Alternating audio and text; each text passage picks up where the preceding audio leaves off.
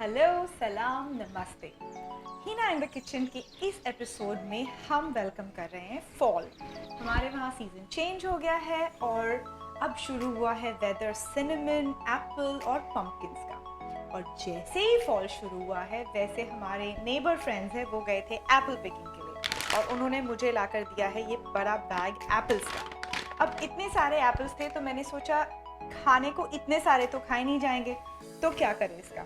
तो मैंने सोचा इसका बनाते हैं एप्पल क्रिस्प ब्रेड। बहुत पॉपुलर रेसिपी है, सबके अपने वेरिएशंस होते हैं, ये मेरा वेरिएशन है। तो शुरू करें। तो इसमें से मैं अच्छे अच्छे देख करके जो रेड होंगे थोड़े वो निकालती हूँ। 3 एप्पल्स छोटे साइज के हैं तो मैंने 3 एप्पल्स लिया है। अब मैं इन्हें पील करके छोटे छोटे चॉप कर लूँगी और फिर बताती हूँ कि क्या करना है। और इसके बाद हुआ ये कि मेरा माइक्रोफोन काम करना बंद कर दिया। आई थिंक उसमें चार्ज ख़त्म हो गया था, तो अब आपको मेरी वॉइस ओवर से ही काम चलाना पड़ेगा। मैंने इस बोल में लिया है 4 tablespoons brown sugar, 1 tablespoon cinnamon, और उस बोल में मैं डालूँगी ये जो चॉप्ड एप्पल्स मैंने यहाँ पर रखे हैं और उसे अच्छे से मिक्स कर लीजिए।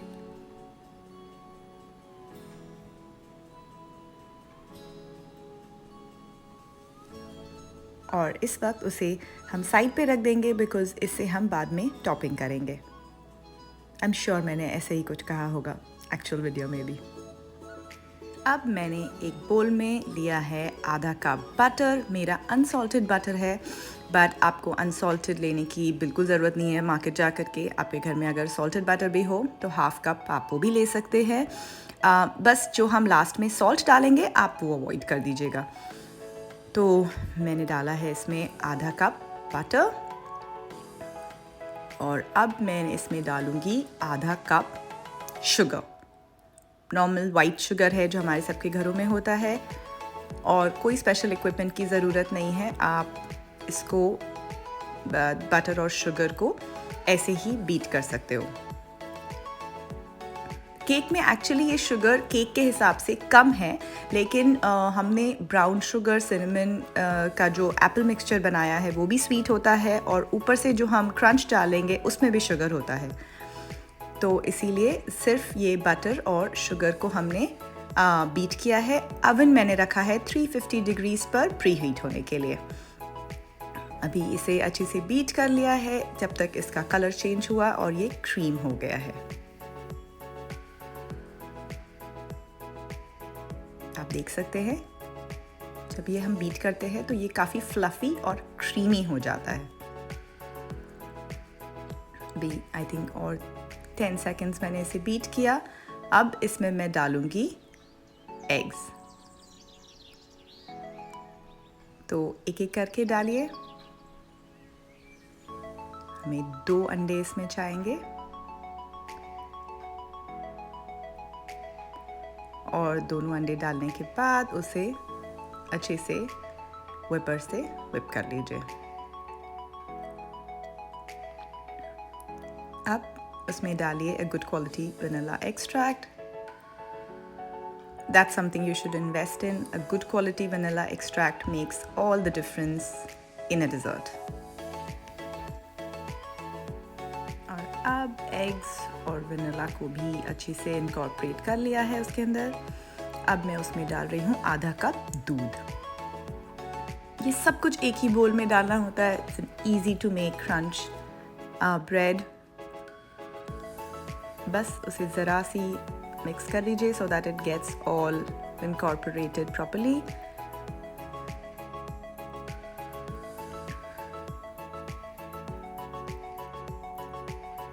और अब हम इसके बाद इसमें डालेंगे 1.5 कप मैदा। नॉर्मली मैदे को सिफ्ट करके डालिए प्लीज़, बट मैं थोड़ी जल्दी में थी और मैंने अभी फ्रेश पैकेट इसमें डाला था, तो आई न्यू कि it was safe to use it without sifting, but it's always a good practice to sift your flour in. उसके बाद हम वो फ्लावर को अच्छे से उसके अंदर फोल्ड इन कर लेंगे और उसमें मैंने डाला है आधा टीस्पून बेकिंग पाउडर,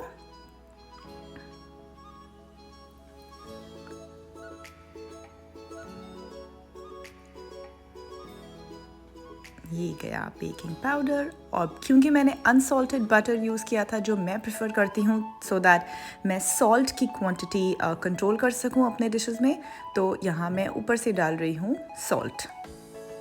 आप काफ़ी बार नोटिस करेंगे मेरा सॉल्ट पिंक होता है, दैट्स बिकॉज मैं नॉर्मली पिंक सॉल्ट यूज़ करती हूँ घर में, दैट्स वाई। तो ये अच्छे से मिक्स हो गया है और ये बैटर रेडी है। ये बैटर थोड़ा थिक होगा, don't worry, don't try to put more milk या कुछ भी, it's perfectly fine. This is how the consistency should be. It's a dense bread, so that's exactly how the consistency of this bread batter should be.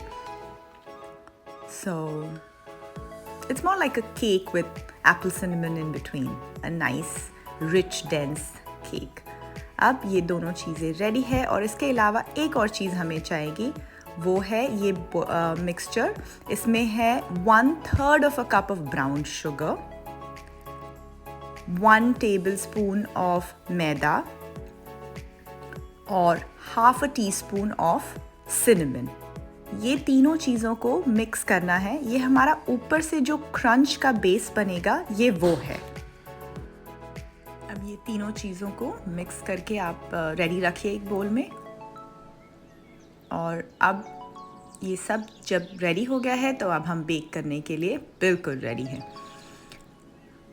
अब मैं यहाँ पर ले रही हूँ 2 छोटे loaf pans, because it's just easier for me. मैं एक घर के लिए रख सकती हूँ और एक मैं हमारे फ्रेंड्स को भेज सकती हूँ, बट ये जो मेजरमेंट्स है ये एक 9x5 का जो लोफ पैन होता है, जो स्टैंडर्ड हम जिसमें टी केक्स वगैरह बनाते हैं, उसके लिए इनफ है। तो सबसे पहले हम दोनों भी लोफ पैन्स में, या फिर अगर आप एक यूज़ कर रहे हैं तो नीचे उसके ये जो हमने बनाया है बैटर वो डाल लीजिए। You have to keep half and half to put it on top because बीच में वो cinnamon और एप्पल का लेयर आएगा। तो ये मैंने एक में डाला और उसे थोड़ा सी स्प्रेड आउट कर दीजिए ताकि वो takes the shape of the pan. मैंने पार्चमेंट यूज़ किया है, ऑल्दो मेरा नॉन स्टिक पैन है, and I would recommend highly to use parchment papers. ये दोनों में जब हाफ एंड हाफ डल गया है उसके बाद मैं इसमें डालूंगी ये जो एप्पल सिनेमन का हमने मिक्सचर बनाया है। तो we'll put half and we'll save the rest of the half ऊपर डालने के लिए। तो इसे भी अच्छे से स्प्रेड करके आप डाल लीजिए।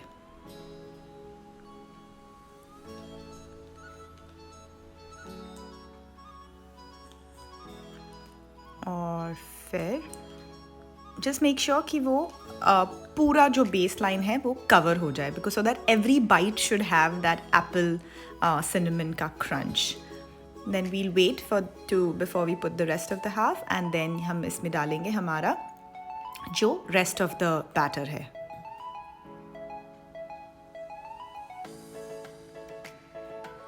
और ये मैंने दोनों में डाल दिया है। It's a rustic looking bread, so don't worry about a finished look for it. अब हम इसे टॉप करेंगे जो हमारे रेस्ट ऑफ द एप्पल्स थे। और ये फ्रेश एप्पल से जब आप बनाते हैं, ओह, इसका taste is outstanding. 1 slice of this with a cup of chai in the evening, you're done. अब ये जो है, जो हमने क्रंच रेडी किया था, इससे ही इसका वो जो एक सिग्नेचर जो हम कहते हैं एप्पल क्रिस्प, तो ये क्रिस्प ऊपर से जो पड़ता है, this is what it is. तो बस हम इसे ऊपर से अपने बैटर और एप्पल के उस पर पूरे अच्छे से स्प्रेड कर लेंगे।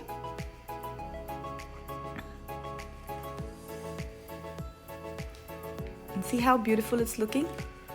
And when you bite into it, that cinnamon flavor comes right through and hits you. It's just delicious.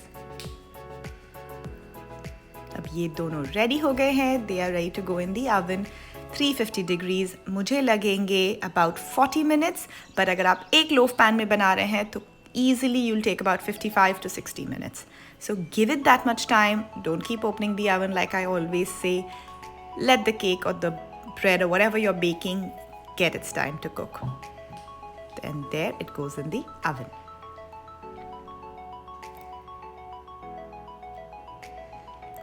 Whoa, and these are right out of the oven. They're looking gorgeous, aren't they? Look at that slice. And I tasted it and it was absolutely delicious.